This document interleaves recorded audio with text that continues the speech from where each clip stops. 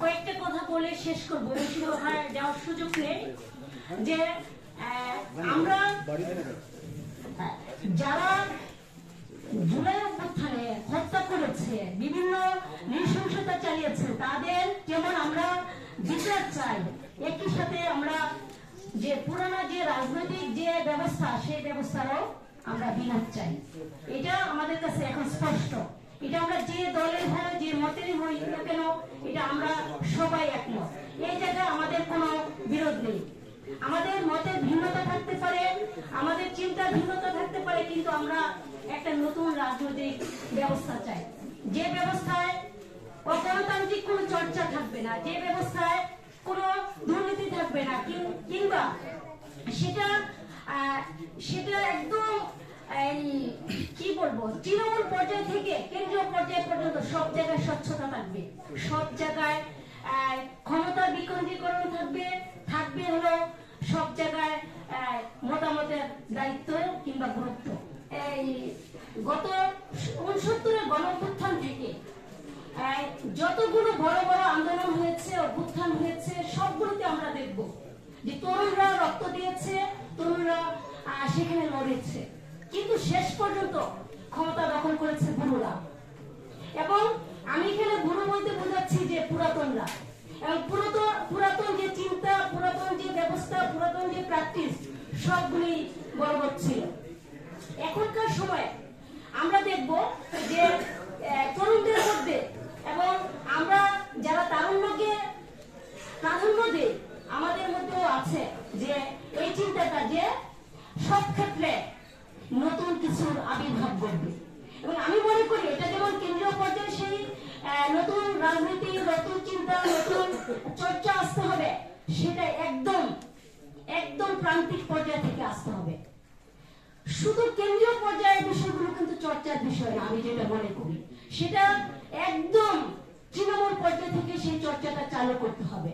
এবং সেই চর্চাটা যাতে হয়, আমরা প্রত্যেকেই কোন না কোনো সংগঠন, কোন না কোনো প্রতিষ্ঠানের সাথে যুক্ত। আমি সবাইকে আহ্বান করব, যার যার জায়গা থেকে যেন যে পুরানা যে চিন্তা, পুরানা যে অগণতান্ত্রিক যে চর্চা, সেই চর্চাগুলো এবং যে অস্বচ্ছতা, সেই অস্বচ্ছতার বিরুদ্ধে আপনারা রুখে দাঁড়ান। আমি আমার প্রতিষ্ঠানে আমি রুখে দাঁড়িয়েছি। আমি সরকারি কলেজে গত 12 ডিসেম্বর যে শিক্ষক পরিষদের ভোট হয়েছে, আমি সেই ভোট বর্জন করেছি। কারণ এখানে কিছু সমস্যা আছে, আমি বলতে চাই না, আমি সেগুলো বলেছি যে এগুলো সমাধান করতে হবে, যে এখানে যে বৈষম্য আছে, যে অগণতান্ত্রিক চর্চা আছে, সেগুলো বিরোধ করতে হবে। এবং সেগুলো সামনে রেখে আমি কিন্তু 12 ডিসেম্বরের ভোট আমি বর্জন করেছি। এবং আমি এখানে যে সামনে যে গঠিত হতে যাওয়া জাতীয় নাগরিক কমিটির যে নরসিংদীতে যে কমিটি গঠিত হতে যাচ্ছে, আমি সেখানেও আমি কিন্তু আওয়াজ তুলেছি যে সর্বক্ষেত্রে গণতন্ত্রের চর্চা করতে হবে। সেটা কোন নেতার বাড়িতে কোনো পার্টির অফিস হবে না, পার্টি অফিস হবে একদম নিরপেক্ষ জায়গায়, যেখানে সবার সমান কি থাকবে, প্রবেশাধিকার থাকবে, সবার সমান ভিসা থাকবে। সেটা হবে শুধু তাই না, সেখানে সাংগঠনিক যে কোনো সিদ্ধান্ত গ্রহণ হবে অনেকের সাথে আলাপ আলোচনার ভিত্তিতে। একজন দুজন সিদ্ধান্ত নিয়ে ফেলবে হুট করে, সেটা হবে না। সেই সিদ্ধান্তগুলো নিতে হবে গণতান্ত্রিক ভাবে। এবং এই যে আমরা দেখব সব যে কোনো সংগঠন চালাতে গেলেই কিন্তু অর্থ লাগে। সেই অর্থের উৎসটা আমাদের পরিষ্কার হইতে হবে, এবং সেই অর্থটা কাদের কাছ থেকে আসছে যেমন পরিষ্কার হওয়া লাগবে, একই সাথে সেই অর্থটা আমরা কোন কোন খাতে খরচ করেছি সেইটারও হিসাব একদম নিশ্চিতভাবে দিতে হবে।